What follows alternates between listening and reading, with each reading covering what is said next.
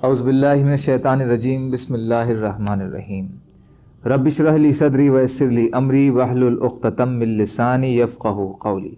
ریاض الصالحین حصہ اول، کھلے اور چھپے ہوئے کاموں اور حالات میں نیک نیتی کا ہونا ضروری ہے۔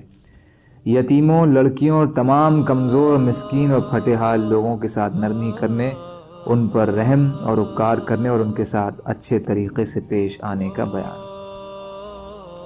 حضرت ابو ہریرہ رضی اللہ تعالی عنہ سے روایت ہے کہ نبی اکرم صلی اللہ علیہ وسلم نے فرمایا، بیواؤں اور مسکین کی خبرگیری کرنے والا اللہ کی راہ میں جہاد کرنے والے کی طرح ہے۔ راوی حدیث کہتے ہیں کہ میرا گمان ہے کہ آپ نے یہ بھی فرمایا کہ وہ اس عبادت کرنے کی طرح ہے جو سست نہیں ہوتا اور اس روزدار کی طرح ہے جو ناغہ نہیں کرتا۔ بخاری اور مسلم۔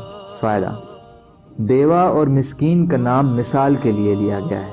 مراد سماج کے ضرورت مند، نادار اور معذور لوگ ہیں۔ ان کی کفالت، خبرگیری اور ان کے لیے دوڑ دھوپ کو ثواب میں اللہ کی راہ میں جہاد کے برابر قرار دے کر اسلام نے اس کام کی عظمت کو کتنا واضح کر دیا ہے۔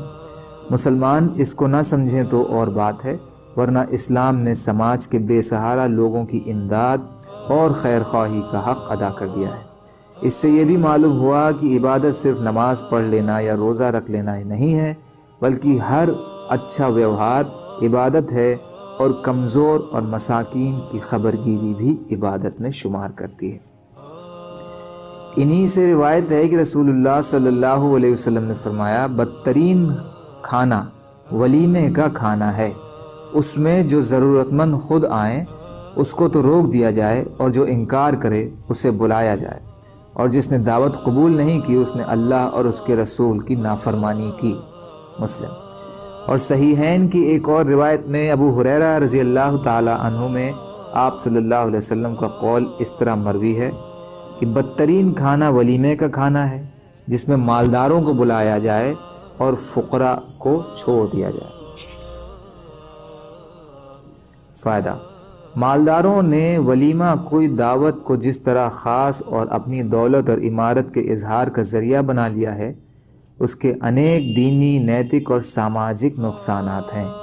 دینی نقطہ نظر سے یہ فضول خرچی ہے جو شیطانی عمل ہے، اور اس کو کرنے والے شیطان کے بھائی۔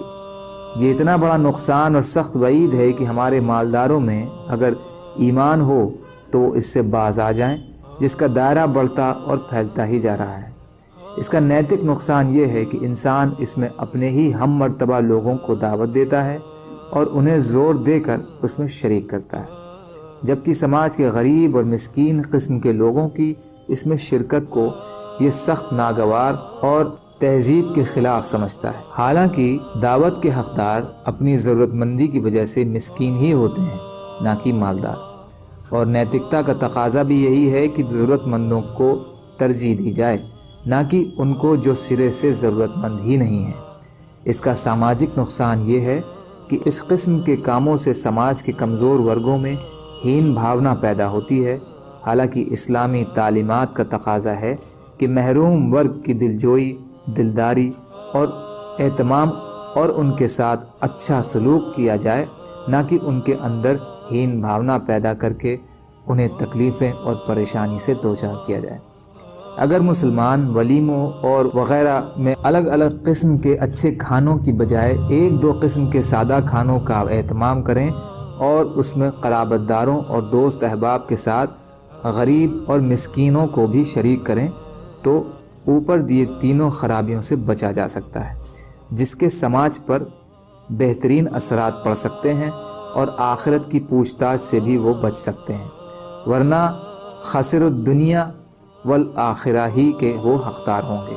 حدیث میں دعوت ولیمہ کے قبول کرنے کی جو تاکید کی گئی ہے، اس سے مراد وہی دعوتیں اور ولیمے ہیں جن میں اسلامی تعلیمات کا سمان اور سادگی وغیرہ کا اہتمام کیا جائے۔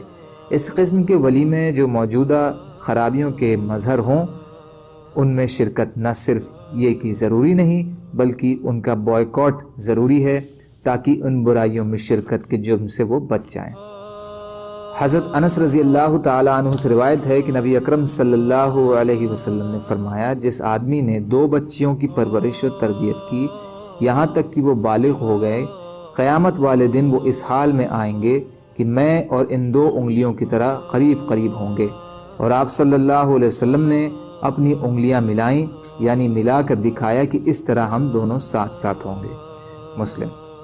فائدہ: زمانہ جاہلیت میں لڑکیوں کی پیدائش پر جس ناگواری کا اظہار اور عورت کی قدر و منزلت کا انکار کیا جاتا تھا، شریعت اسلامیہ نے ان کی عزت اور توقیر کی بحالی کے لیے جو ہدایات دیں، ان میں سے ایک یہ بھی ہے کہ بچیوں کی پرورش اور ان کی تعلیم و تربیت کو حصول جنت کا ذریعہ قرار دیا جائے، تاکہ لوگ بیٹوں کی پیدائش اور ان کی پرورش پر ہی خوشی محسوس نہ کریں بلکہ لڑکیوں کی پیدائش اور ان کی تربیت پر بھی خوشی محسوس کریں۔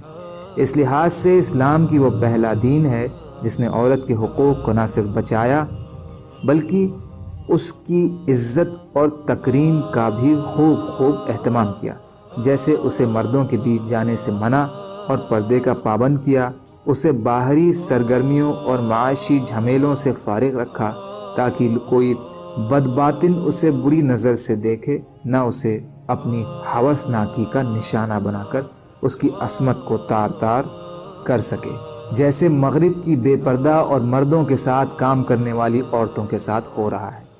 لیکن برا ہو اس ٹیڑھ فکری اور ذہنی مورختہ کا کہ مغرب کی یہ آزادی نسواں جس نے عورت کو ذلیل اور بے آبرو کر دیا ہے، بہت سے لوگوں کو بہت اچھی لگتی ہے، اور وہ بھی مسلمان عورت کو اسی بے شرمی کی راہ پر ڈال رہے ہیں، اور اسلامی تعلیمات جس میں عورت کے تقدس اور احترام کا تحفظ ہے، وہ انہیں غلامی کا طوق نظر آتی ہے جنہیں وہ اتار پھینکنا چاہتے ہیں۔